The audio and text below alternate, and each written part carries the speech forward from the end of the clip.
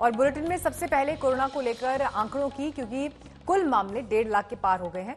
थोड़ी देर पहले जारी स्वास्थ्य मंत्रालय के नए आंकड़ों के मुताबिक देश में अब तक कोरोना के कुल केसेस 1,51,000 से ज्यादा हो गए हैं। वहीं 24 घंटे में 6,387 नए केस भी सामने आए, जबकि एक दिन में 170 लोगों की मौत हुई है। और मौत का ये आंकड़ा अब दूसरे नंबर पर दूसरी बार ऐसा हुआ है कि जब इतनी बड़ी तादाद में कोरोना की वजह से 24 घंटे में मौत हुई हो। भारत में कोरोना से मरने वालों की संख्या 4,300 से ज्यादा हो गई है। राहत की बात यह है कि 64,000 लोग स्वस्थ भी हुए हैं। जहां तक राज्यों की बात है, महाराष्ट्र में अब भी सबसे ज्यादा मामले हैं। कुल केस यहां पर 54,000 से ज्यादा हैं। इनमें करीब 17,000 लोग ऐसे भी हैं जो ठीक हुए हैं, जबकि 1,792 लोग कोरोना की जंग हार चुके हैं। दूसरे नंबर पर है तमिलनाडु, जहां कुल मामले 17,000 से ज्यादा हो गए हैं। राज्यवार ये स्थिति हम आपको दिखा रहे हैं। गुजरात में भी करीब 15,000 केस हैं। हैरानी की बात यह है कि मौत की रफ्तार काफी तेज है। अब तक 900 से ज्यादा लोगों की जान चली गई है। राजधानी दिल्ली में भी आंकड़ा 14,000 के पार पहुंच गया है। महाराष्ट्र, तमिलनाडु, गुजरात, दिल्ली अभी भी इस सूची में टॉप पर बने हुए हैं।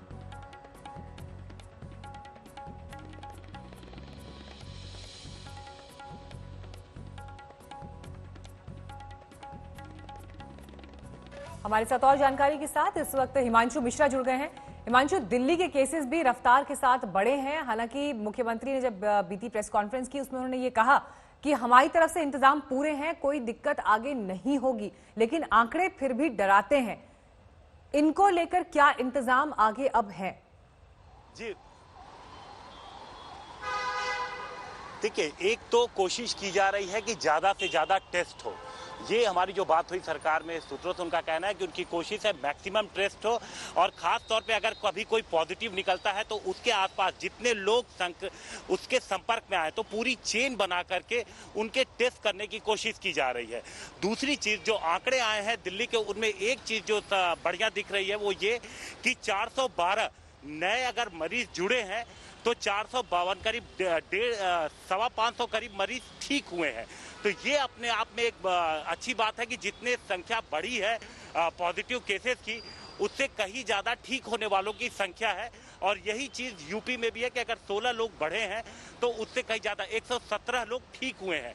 तो ये एक पॉजिटिव संकेत है जो दिल्ली से आया है, यूपी से आई है, और कोशिश की जा रही है। सरकार का ये दावा है कि उनकी कोशिश है कि टेस्ट की संख्या बढ़ाई जाए, खास करके जहां पर जो कंटेनमेंट जोन एरिया है वहां पर टेस्ट किया जाए। जरा सा सिम्टम अगर किसी को दिख रहा है तो उनका टेस्ट किया जाए, और जो लोग किसी भी पॉजिटिव के संपर्क में आए हैं या उनके भी संपर्क में आए हैं, तो ये एक नई चेन बनाने की कोशिश लगातार जारी रहती है। जो स्वास्थ्य टीम है वो इस पे वर्क करती है। तो सरकार लगातार ये दावे कर रही है कि उनकी कोशिश है कि टेस्ट की संख्या बढ़ाई जाए, और ज्यादा टेस्ट, उनका ये कहना है कि टेस्ट ज्यादा हो रहे हैं, इसी वजह से जो संख्या है वो भी ज्यादा आ रही है। और हिमांशु, देखिए, अब लॉकडाउन 4 में जिस तरह से रियायतें भी दी गई हैं, कल की तस्वीरें हमने देखी थी दिल्ली गाजियाबाद बॉर्डर, दिल्ली नोएडा बॉर्डर पर किस तरह से जाम की स्थिति वहां पर थी, जबकि बॉर्डर सील कर दिए गए थे।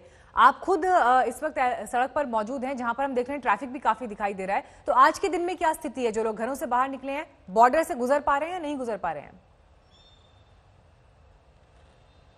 देखिए, दिक्कत हो रही है। इस वक्त जिस जगह पर मैं मौजूद हूँ, ये गाजीपुर बॉर्डर में, अपने कैमरामैन से कहूंगा कि वो दिखाएं। यहाँ पर देखिए, पुलिस की पूरी एक फोर्स तैनात है, ट्रैफिक पुलिस तैनात है, लोकल पुलिस तैनात है। गाड़ियों को चेक किया जा रहा है। कोई भी अगर गाड़ी वाला आ रहा है तो उसको देखिए आई कार्ड मांगा जा रहा है। देखिए, पुलिस की तरफ से आई कार्ड मांगा जा रहा है। गाड़ी में जो है उन्होंने रोका, पास दिखाएंगे, अगर वैलिड रीजन नहीं है तो यहीं से उनको वापस घुमा दिया जा रहा है। और पास नहीं है, वैलिड रीजन नहीं है, और उसके बाद भी अगर कोई पुलिस से जबरदस्ती करने की कोशिश कर रहा है तो फौरन उसकी गाड़ी का फोटो खींच लिया जा रहा है, उसे उसके घर चालान भेज दिया जा रहा है। तो ये क्लियर मैसेज दिया जा रहा है। लेकिन साथ साथ कोशिश ये भी की जा रही है कि ट्रैफिक ज्यादा न लगे। सुबह के वक्त यहाँ पर अच्छा खासा ट्रैफिक जैम हो गया था, जिसके बाद यहाँ पर फोर्स बढ़ाई गई, और जो लोग लाइनों में लगे हुए थे उनके पास रास्ते में ही उनकी गाड़ियों को चेक किया गया, और जिनके पास वैलिड रीजन या पास नहीं थे तो उनको वहीं से डाइवर्ट कर दिया गया। बॉर्डर पहुंचने से पहले जगह जगह बैरिकेड लगाए गए। जो सीनियर ऑफिसर्स थे, यही असमंजस की स्थिति जो है वो कल के दिन भी थी, और अभी आज भी कुछ हद तक ये दिखाई दे रहा है, क्योंकि ऑर्डर्स जिस तरह से बॉर्डर सील होने के आए, उसके बाद भी लोग जब सुबह के वक्त में पहुंचे हैं तो उन्हें परेशानी का सामना करना पड़ा है। बढ़ते हैं आगे, रुक करते हैं अब अगली खबर का। दिल्ली बॉर्डर की ये तस्वीर हमने आपको दिखाई, लेकिन बात अब महाराष्ट्र की, क्योंकि वहां पर जिस तरह की सियासी उठापटक जारी है इस दौर में, जबकि महाराष्ट्र सबसे ज्यादा प्रभावित है कोरोना से, मुख्यमंत्री उद्धव ठाकरे ने सहयोगी दलों के साथ बैठक बुलाई है।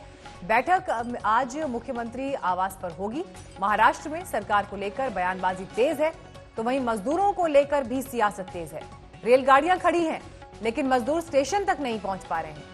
लोकमान्य टर्मिनस पर 1800 के बजाय 1200 लोग ही ट्रेन पर सवार हो सके, और इसे लेकर केंद्र सरकार और महाराष्ट्र सरकार के बीच जो तनातनी जारी है वो बीते दिनों भी दिखाई दी, और ट्रेन को लेकर एक बार फिर से यहां पर सियासत का दौर। हम इस वक्त मौजूद हैं लोकमान्य तिलक टर्मिनस पर, और आप देख सकते हैं बहुत सारी भीड़ यहाँ पर उमड़ी हुई थी। ये राजस्थान जाने वाले कुछ पैसेंजर्स थे जिनकी ट्रेन सवेरे 4 बजे यहाँ से लोकमान्य तिलक टर्मिनस से खुलनी थी, पर वो ट्रेन अचानक कैंसिल हो गई। ये भी कहा जा रहा है कि वो ट्रेन फुल हो गई, इसी वजह से 400 से 500 पैसेंजर्स जिनको स्टेशन पर आने के लिए कहा गया था, असेंबल होने के लिए कहा गया था, वो लोग यहाँ पर आकर अब घर वापस जा रहे हैं। सर ये बताएंगे आप लोगों ने कहाँ के लिए ट्रेन बुक की थी और क्या हुआ उसके बाद? हमने अजमेर के लिए बुक की थी और अब सब सामान वापस लेके जा रहे हैं। हमारा घर भी खाली हुआ, हमको एंट्री भी नहीं मिलेगी, कॉलोनी में कहीं जाके पढ़ना पड़ेगा, क्या करेगा वो? तो क्या ट्रेन फुल हो गई थी? ट्रेन तो फुल हो गई, हमको अंदर जाने नहीं देगा तो फुल ही हुई ना, हमको देख के थोड़े आए, देख के आते तो पता चलता है।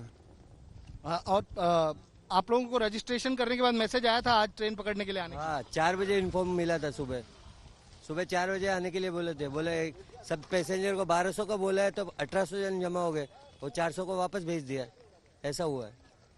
आप देख सकते हैं अभी भी बहुत सारी व्यवस्था यहाँ पर डामाडोल है, किसी भी तरीके का कोई अरेंजमेंट नहीं है। 1200 पैसेंजर्स की ट्रेन के साथ ट्रेन को निकलना है, बट 1800 पैसेंजर्स जो रजिस्टर कर चुके हैं उन्हें बुला लिया जाता है और उसके बाद बाकी पैसेंजर्स को वापस भेज दिया जाता है। कैमरा पर्सन किरण सपकाल के साथ दिव्येश सिंह, मुंबई आज तक। दिवेश सिंह इस वक्त मौजूद है हमारे साथ और जानकारी के साथ। दिवेश, हमने देखा कि महाराष्ट्र सबसे ज्यादा प्रभावित है कोरोना को लेकर, 50,000 के पार जो है टोटल आंकड़े जा चुके हैं, लेकिन सियासत अपनी जगह है। आज मुख्यमंत्री ने सहयोगी दलों के साथ बैठक बुलाई है, इस बैठक में क्या हो सकता है, कौन कौन शामिल होने वाला है, क्या डिटेल्स इस पर?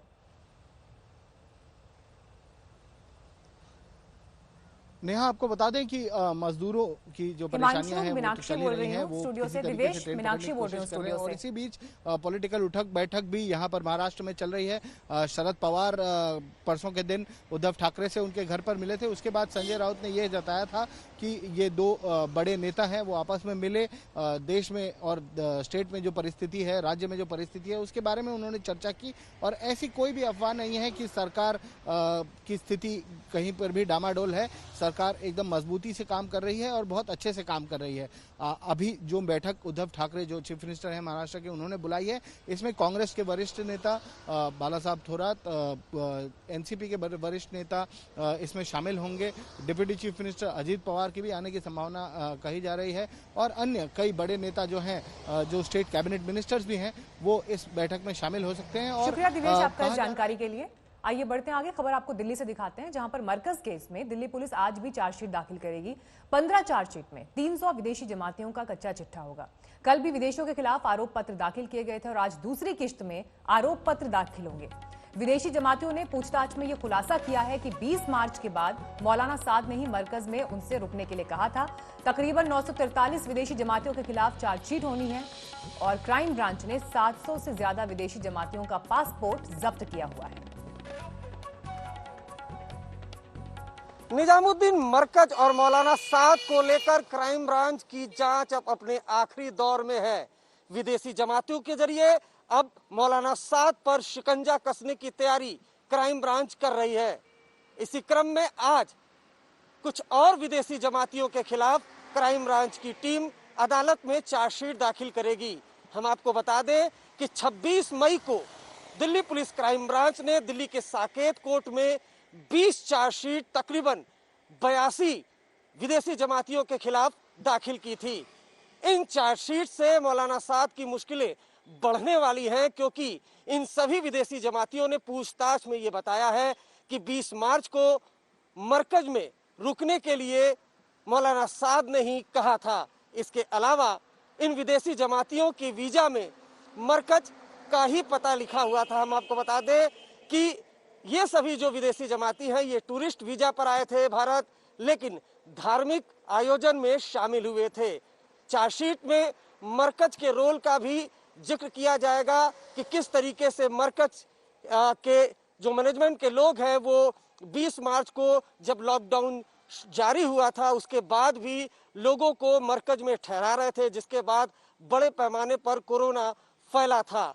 तो 26 मई को 20 चार्जशीट और आज एक बार फिर क्राइम ब्रांच की टीम विदेशी जमातियों के खिलाफ चार्जशीट दाखिल करने जा रही है, जिससे मौलाना साद की मुश्किलें बढ़ने वाली है। कैमरामैन रविकांत के साथ अरविंद ओझा, दिल्ली, आज तक। ग्रेटर नोएडा में एक नवजात बच्चे की मौत को लेकर सोशल मीडिया पर वीडियो वायरल हुआ तो बवाल मच गया। 4 अस्पताल में भटकने के बाद मासूम की मौत हो गई। प्रशासन की तरफ से जांच के आदेश दिए गए और अस्पताल को नोटिस भेजा गया। किसने किसने मारा? ऐसे सरकार ने मारा, पुलिस ने मारा, या डॉक्टरों ने मारा, या मैंने मारा? ये तस्वीर देश के किसी दूर दराज इलाके की नहीं है। ये शर्मनाक हकीकत दिल्ली के करीब एनसीआर के ग्रेटर नोएडा की है, जहां आसपास तमाम बड़े अस्पताल मौजूद हैं। इसी शहर की चमकती सड़कों पर एक अस्पताल से दूसरे अस्पताल का चक्कर काटते हुए एक नवजात ने दम तोड़ दिया। और व्यवस्था की मिसाल देखिए, उसके अंतिम सफर के लिए एम्बुलेंस तक नहीं मिली। बाइक पर अपने बच्चे का शव लेकर पिता घर लौट रहे थे, तब चाचा ने ये वीडियो बनाकर सोशल मीडिया पर डाल दिया। अपने बच्चे को लेकर बाइक पे घूम रहा हूँ मैं, कोई मदद करने वाला नहीं इस चारों ओर मेरे को। मैंने पुलिस से, एम्बुलेंस, सबको मदद मांगी, कोशिश की, किसी ने नहीं। मैं सरकार से ये वीडियो इतना फैला दो दोस्तों, ताकि यूपी सरकार की पोल खोले। जो डॉक्टर में हॉस्पिटल में गया उनकी वीडियो है मेरे पास, वो सोते हुए पाए गए, किसी ने मदद नहीं की। सब लोग ये कह रहे हैं बच्चों को हॉस्पिटल नहीं, आगे ले जाओ, आगे ले जाओ, और मेरा बच्चा मर गया। बच्चे का जन्म 25 मई की रात को ग्रेटर नोएडा के कृष्णा लाइफ लाइन अस्पताल में हुआ था। 3.5 किलो वजन के बच्चे को डॉक्टरों ने सामान्य बताया, लेकिन कुछ घंटे बाद ही अचानक तबीयत बिगड़ने लगी तो अस्पताल ने दूसरी जगह ले जाने को कहा। अब उसे ग्रेटर नोएडा के ग्रीन सिटी अस्पताल में भर्ती करवाया गया। यहाँ बच्चा वेंटिलेटर पर था। इलाज महंगा बताया तो परिवार वाले बच्चे को दादरी के सामुदायिक केंद्र ले आए, जहाँ बच्चों का कोई डॉक्टर नहीं था। इसके बाद वो बच्चे को लेकर सेक्टर 30 के सुपर स्पेशलिस्ट बाल चिकित्सालय तक आए, लेकिन तब तक बच्चे की सांस रुक चुकी थी। अब रही जांच और रिपोर्ट की बात, तो इस मामले में कृष्णा लाइफलाइन अस्पताल को दोषी ठहराया गया और ग्रीन सिटी अस्पताल को नोटिस दिया गया है। जांच में पाया गया कि वेंटिलेटर के मरीज को एम्बुलेंस की सुविधा नहीं दी गई और न ही किसी स्वास्थ्य कर्मी को साथ भेजा गया। रोगी को रेफरल स्लिप भी नहीं दी गई थी। एम्बुलेंस वाले को बोला भैया आपके पास ऑक्सीजन सिलेंडर है, तो बोलता भैया है ही नहीं, कोई भी चीज एम्बुलेंस में नहीं थी उस टाइम पे। और अचानक ही दिक्कत आने के बाद मैं उसे गोद में उठाकर अपने 4-4.5 घंटा लिए रहा। अंत में परेशान होकर उन्होंने मुझे रोड पर छोड़ कर चले। जांच और कार्रवाई अब चलती रहेगी, लेकिन परिवार की 6 घंटे की जद्दोजहद जिंदगी भर परेशान करती रहेगी कि इतने बड़े शहर में बड़े बड़े अस्पताल के होते हुए वो बच्चे का इलाज नहीं करा सके। अरविंद ओझा, ग्रेटर नोएडा, आज तक। बच्चों को हॉस्पिटल नहीं, आगे ले जाओ, आगे ले जाओ, और मेरा बच्चा मर गया। कोरोना के बढ़ते संक्रमण के बीच परेशान करने वाली यह खबर गोरखपुर और बैतूल से आ रही है।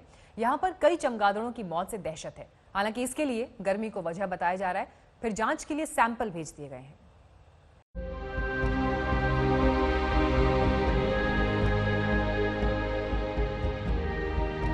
कल तक जिन चमगादड़ों के जरिए कोरोना फैलने के आरोप लग रहे थे, उन चमगादड़ों की अचानक मौत से सनसनी फैल गई है। गोरखपुर के एक बगीचे में 300 चमगादड़ों की मौत से दहशत बढ़ गई है। गोरखपुर के बेलघाट गांव में मंगलवार सुबह बड़े पैमाने पर चमगादड़ों के शव देखकर लोगों की भीड़ जुट गई। गोरखपुर के ही एक और बगीचे में 52 चमगादड़ों ने एक साथ दम तोड़ दिया। इसी तरह बैतूल में भी चमगादड़ों पर कहर टूट रहा है। यहाँ दर्जनों चमगादड़ों की मौत से लोग डरे हुए हैं। पेड़ से लटके चमगादड़ों के शव नीचे जमीन पर गिर रहे हैं। अचानक इन चमगादड़ों की मौत से लोगों के मन में कई सवाल उठ रहे हैं। एक साथ इतने चमगादड़ों के मरने के पीछे क्या वजह है? आशंका जताई जा रही है कि बहुत ज्यादा गर्मी और पानी की कमी की वजह से चमगादड़ों की मौत हो रही है। ज्यादा मात्रा में कीटनाशक के छिड़काव को भी इसकी एक बड़ी वजह माना जा रहा है।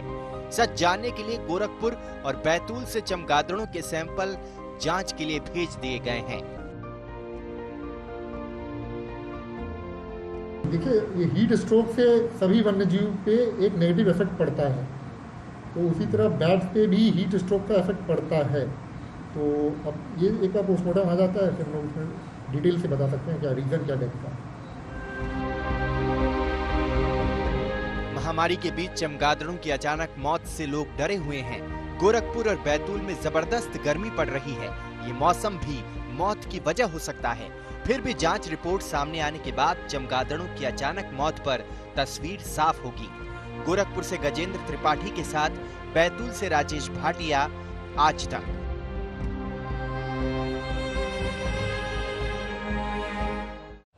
रोहतास के गरीब परिवार के बच्चे हिमांशु ने करीब 15 लाख बच्चों को पीछे छोड़कर 10वीं के बोर्ड में परचम लहराया है। संघर्ष की ऐसी कहानी जिसका अंत सफलता पर आकर रुका। एक गरीब किसान के बेटे के टॉपर बनने की कहानी आपको दिखाते हैं।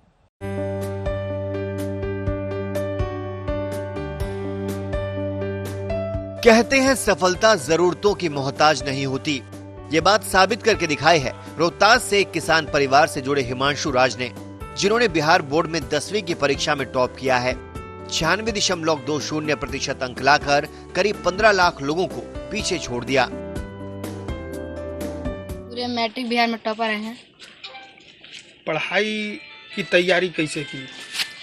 पढ़ाई की तैयारी हमारी अच्छी थी। हम फिलहाल में डेली 15-14 आवर्स पढ़ाई किया कर रहे थे और इसके लिए हमारे माता पिता, आस पड़ोस और मेरे भाई बहन सारे मोटिवेट किया करते थे कि हम अच्छे से पढ़ाई करें और हमारे मन लगन रहे इसमें।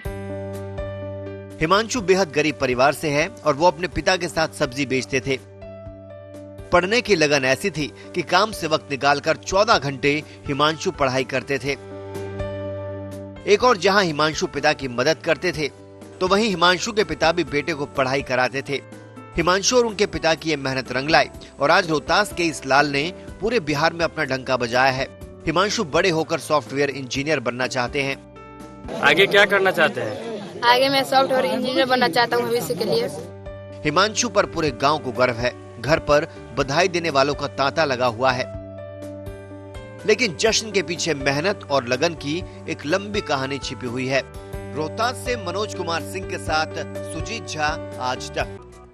लद्दाख में चीन और भारत जिस वक्त पूरी दुनिया मिलकर एक वायरस से लड़ रही है, लेकिन ऐसे ही समय में चीन के राष्ट्रपति शी जिनपिंग ने अपनी सेना को युद्ध के लिए तैयार रहने को कह दिया है। वो भी तब जब लद्दाख में सीमा पर चीन और भारत की सेनाएं आमने सामने हैं।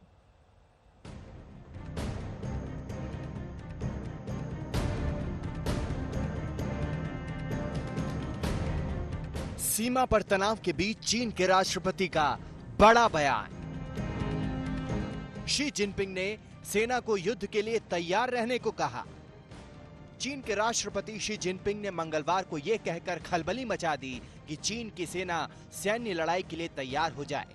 शी जिनपिंग का यह बयान ऐसे वक्त पर आया है जब लद्दाख में सीमा पर भारत के साथ तनातनी है। मंगलवार को जहां एक तरफ चीन से सीमा विवाद पर दिल्ली में बैठकों का दौर जारी रहा, वहीं बीजिंग में चीन के राष्ट्रपति ने सेना को तैयार रहने को कहा। एक कार्यक्रम में शी जिनपिंग ने सेना से ताकत बढ़ाने, युद्ध के लिए तैयार रहने और देश की संप्रभुता को बनाए रखने का आह्वान किया। पीपल्स लिबरेशन आर्मी के सैनिकों के प्रशिक्षण को व्यापक रूप से बढ़ाया जाए और सेना को युद्ध के लिए तैयार किया जाए। ये तस्वीरें उसी बैठक की है जहां शी जिनपिंग ने युद्ध की बात छेड़ी। नेशनल पीपल्स कांग्रेस की बैठक में शी जिनपिंग सैन्य अधिकारियों से रूबरू हुए। सबसे खराब स्थिति की कल्पना करें, उसके बारे में सोचें और युद्ध के लिए अपनी तैयारियों, प्रशिक्षण को बढ़ाएं। तमाम जटिल परिस्थितियों से तुरंत और प्रभावी तरीके से निपटें। साथ ही पूरी दृढ़ता के साथ राष्ट्रीय संप्रभुता, सुरक्षा और विकास संबंधी हितों की रक्षा करें। अभी ये साफ नहीं कि युद्ध की बात छेड़कर शी जिनपिंग किसे तेवर दिखा रहे हैं, क्योंकि इस वक्त चीन के सामने दुश्मनों की लंबी फौज है। कोरोना को लेकर चीन की अमेरिका से तनातनी चल रही है। हांगकांग और ताइवान के मुद्दे पर भी वो घिरा हुआ है। भारत के साथ सीमा पर भी चीन के सैनिकों का टकराव बढ़ रहा है। इधर शी जिनपिंग अपनी सेना को तैयार रहने के लिए कह रहे हैं, उधर चीन से निपटने के लिए भारत ने भी तैयारियां तेज कर दी हैं। कल प्रधानमंत्री मोदी ने रक्षा मंत्री, तीनों सेनाओं के प्रमुख, राष्ट्रीय सुरक्षा सलाहकार और चीफ ऑफ डिफेंस स्टाफ के साथ बैठक की। सूत्रों की माने तो बैठक में तय किया गया कि अगर चीन कूटनीति की भाषा समझ लेता है तो ठीक, वरना उसे जो भाषा समझ में आती है उसी भाषा में मुंहतोड़ जवाब दिया जाएगा। बैठकों का दौर आज भी जारी रहेगा। आज आर्मी चीफ के साथ सेना कमांडरों की बैठक होने जा रही है। बैठक में चीन के खिलाफ रणनीति बनाई जाएगी। ऐसे वातावरण के अंदर संयम की, धैर्य की और सूझबूझ की जरूरत है, और ये तीनों चीज हमारे प्रधानमंत्री जी के अंदर हैं, ये तीनों चीज इस सरकार के अंदर हैं, और हमारी सरकार अपनी सेनाओं के साथ बहुत अच्छे तरीके से इस सिचुएशन के साथ डील करेगी। सवाल यह है कि क्या कोरोना पर घिरा चीन पूरी दुनिया का ध्यान भटकाने के लिए युद्ध जैसी बात कर रहा है? खैर, चीन की चाल जो भी हो, भारत उसे हर तरह का जवाब देने के लिए तैयार है। गौरव सावंत के साथ दिल्ली से मंजीत नेगी, आज तक। कोरोना के संक्रमण काल में भी चीन अपनी चालबाजी से बाज नहीं आ रहा। उसकी विस्तारवादी नीति की सुई फिर आकर लद्दाख के एलएसी पर टिकी है, लेकिन इस बार उसकी ये गलती भारी पड़ेगी। इस बार चीन को वो सबक सिखाया जाएगा कि ड्रैगन की आने वाली पीढ़ियां भी सदियों तक दर्द से कराहती रहेंगी।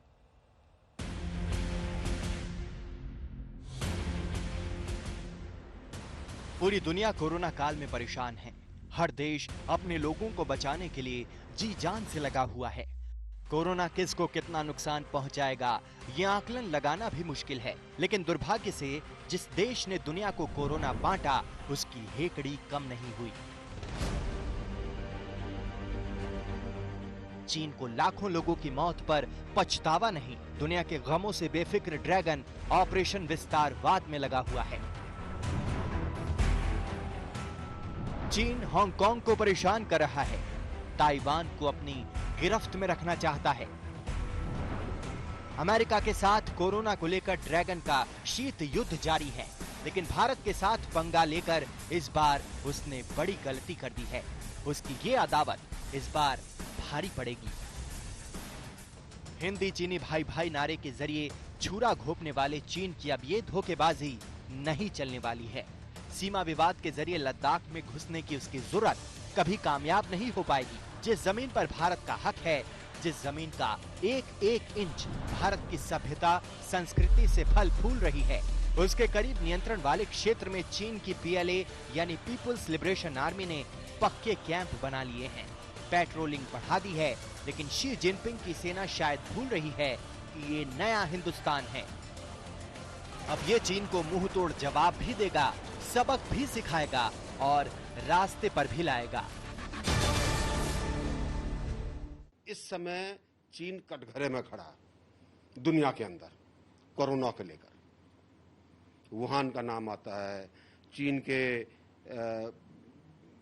बायोलॉजिकल वॉरफेयर का नाम आता है। सब देश जो है चीन के खिलाफ खड़े दिखाई देते हैं। ऐसे समय पर चीन चाहता है कि थोड़ी अटेंशन डाइवर्ट हो, लोग बाग दूसरी तरफ देखने लगे। तो ये जो आप देख रहे हैं, मेरा अनुमान है कि ये उसकी पॉस्चरिंग है, उसका कोशिश कर रहा है कि कुछ इसमें से आवाज निकले, कुछ लोग बागों का ध्यान जो है दूसरी तरफ जाए। लद्दाख में एलएसी के नजदीक चीन ने 12 मई से लेकर 25 मई तक करीब 5000 फौज को तैनात किया है, और ये टुकड़ी पूर्वी लद्दाख के एलएसी पर अलग अलग इलाकों में तैनात की गई है। चीन की इस हरकत की भनक लगते ही भारत ने भी मुंहतोड़ जवाब देने की तैयारी शुरू कर दी। भारत ने अपने इलाके में चीन के बराबर या फिर कहें उससे ज्यादा ही फौज खड़ी कर दी। सैनिकों के साथ साजो सामान तैनात कर दिया। हाल ही में खुद आर्मी चीफ नरवणे लद्दाख का दौरा करके लौटे हैं। साथ ही नई दिल्ली की पैनी नजर चीन की हर चालबाजी पर लगी हुई है। लद्दाख में नियंत्रण रेखा पर चीन की चालबाजी को लेकर दिल्ली में भी हलचल तेज है। लद्दाख को लेकर कल बैठकों का दौर जारी रहा। चीन के साथ टेंशन को लेकर रक्षा मंत्री राजनाथ सिंह के घर पर बैठक हुई। इस बैठक में chief of defence staff general Bipin Rawat और तीनों सेनाओं के प्रमुख भी शामिल हुए। करीब 1 घंटे तक चली इस बैठक में लद्दाख में चीन को सबक सिखाने पर बात हुई। सूत्रों की माने तो रक्षा मंत्री को बताया गया कि इतनी बड़ी तादाद में सैनिकों को भेजा जा रहा है कि चीन को इस बार करारा जवाब दिया जा सके। बैठकों का दूसरा दौर दिल्ली के साउथ ब्लॉक में चला, जिसकी कमान खुद प्रधानमंत्री नरेंद्र मोदी ने संभाली। पीएमओ में चीन के साथ तनातनी पर चर्चा हुई। इस बैठक में रक्षा मंत्री, तीनों सेनाओं के प्रमुख, राष्ट्रीय सुरक्षा सलाहकार अजीत डोभाल और chief of defence staff Bipin Rawat भी मौजूद रहे। सूत्रों की माने तो बैठक में तय किया गया कि अगर चीन कूटनीति की भाषा समझ लेता है तो ठीक, वरना उसे जो भाषा समझ में आती है उसी भाषा में मुंहतोड़ जवाब दिया जाएगा। लद्दाख में अशरफ वानी, दिल्ली में राहुल श्रीवास्तव के साथ मंजीत नेगी, आज तक।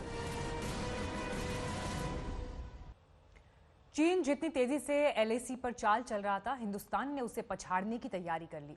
पीएमओ अब खुद मामले का संज्ञान ले चुका है, बैठकी कर चुका है और ऐसे में चीन की हर उस गुस्ताखी का उसे खामियाजा चुकाना पड़ सकता है जो चीन इस वक्त लद्दाख के पेंगोंग झील के आसपास कर रहा है।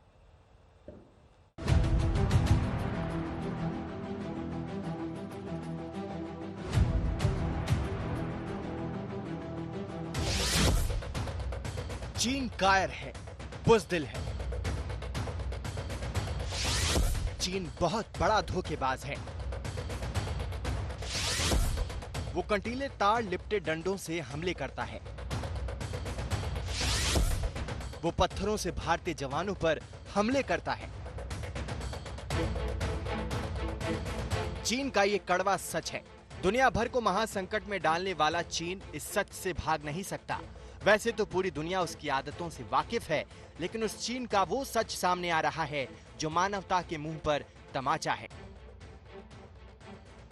चीन ने जो करतूत की है वो निहायत ही घटिया स्तर की है। किसी भी दुश्मन से ऐसी हरकतों की उम्मीद नहीं की जा सकती। लेकिन ये चीन है, वही देश जिसका भारत से संबंधों का इतिहास बदनुमा है। उसका एक दाग लद्दाख तक दिखा है। विवाद ज्यादा पुराना नहीं। इसी महीने के शुरुआती दिनों में लद्दाख में पेंगोंग से झील में चीन ने गुस्ताखी दिखाई। 5 से 6 मई के करीब चीन ने एलएसी के पास अचानक से 5000 से अधिक सैनिकों को उतार दिया। उसी दौरान ड्रैगन की सेना ने अमानवीय तरीकों का सहारा लिया, जो किसी भी सेना के इतिहास में आज तक नहीं हुआ, वो चीनी सैनिकों ने किया। उन्होंने भारतीय जवानों पर कंटीले तार लिपटे डंडों से हमला किया, पत्थरों से भी वार किया। उनकी तुलना में भारतीय जवानों की संख्या बेहद कम थी। इसी मौके का फायदा उठाकर चीनी जवानों ने ताबड़तोड़ हमले किए। भारतीय जवान डट कर मुकाबला करते रहे। ये हिंदुस्तानी फौज की हिम्मत ही थी कि चीन की ऐसी कायर गुस्ताखी के बाद भी जवानों ने उन्हें उनकी औकात दिखा दी। लद्दाख स्काउट्स वो रेजिमेंट है जिसे ऊंची ऊंची पहाड़ियों पर जंग लड़ने का अच्छा खासा तजुर्बा है। ये भारतीय सेना की इन्फेंट्री रेजिमेंट है जो स्नो वॉरियर्स या स्नो टाइगर्स के नाम से भी विख्यात है। जानकारी के मुताबिक पेंगोंग झील के पास भारत और चीन के जवानों में काफी देर तक झड़प चलती रही। चीन ने जो किया वो कायराना है। सामान्य तनाव की सूरत में भारतीय जवानों ने आज तक ना तो ऐसा किया है और ना ऐसा करने की सोच सकते हैं। अपनी कामयाबी के लिए चीन किसी भी हद तक गिर सकता है। तभी तो लद्दाख से सिक्किम तक चीन की गिद्ध नजरें टिकी हुई हैं। वो कोरोना के संकट काल का फायदा उठाकर एलएसी पर जानबूझकर तनाव बढ़ा रहा है, लेकिन उसकी हर चाल पर हिंदुस्तान की नजर है। बीजिंग के हर चाल को दिल्ली भांप चुकी है। मीटिंग पर मीटिंग हो रही है। प्रधानमंत्री मोदी की अगुवाई में पीएमओ में बैठक हुई, जिसमें चीन की ताजा चाल पर चर्चा हुई। उससे पहले रक्षा मंत्री राजनाथ सिंह ने भी तीनों सेनाओं के प्रमुखों के साथ मंथन किया। उसमें सीडीएस जनरल बिपिन रावत भी मौजूद थे। तमाम मीटिंग में मुद्दा वही था, लद्दाख और एलएसी पर चीन की हर एक साजिश। सूत्रों के मुताबिक रक्षा मंत्री और सेना प्रमुखों की बैठक में फैसला हुआ कि कि हालिया विवाद पर कूटनीतिक कोशिश होती रहेगी। फिलहाल सेना मुंहतोड़ जवाब देने के लिए हर मोर्चे पर तैयारी करे।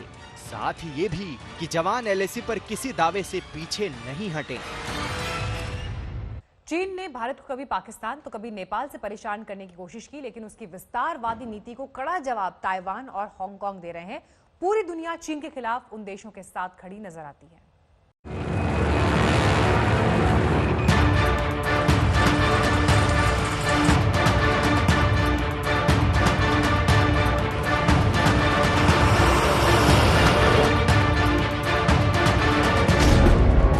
लद्दाख का आंखों देखा हाल। एलएसी पर पहुंचा आज तक।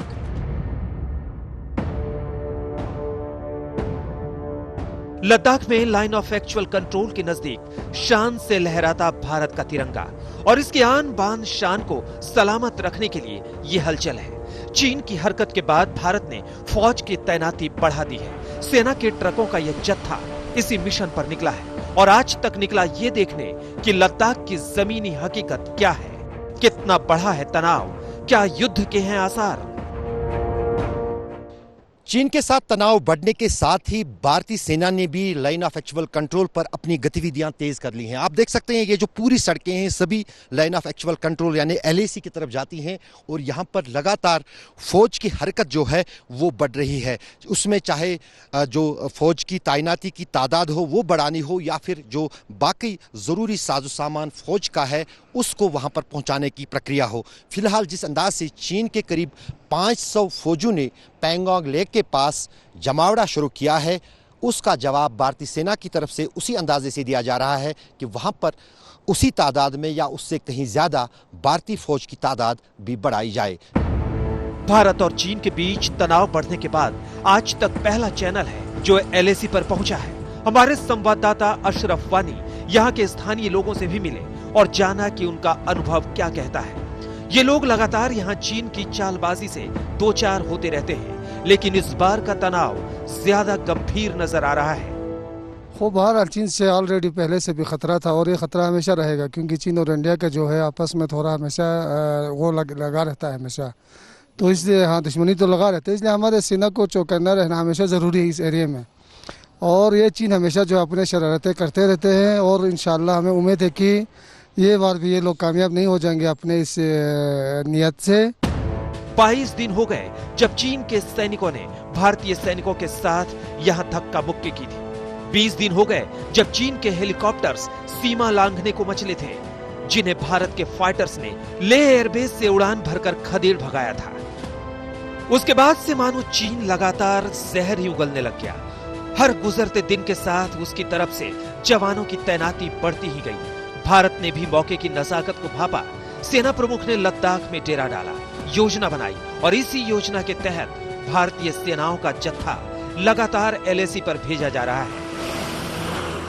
लाइन ऑफ एक्चुअल कंट्रोल पर भारत और चीन के बीच तनाव बढ़ रहा है।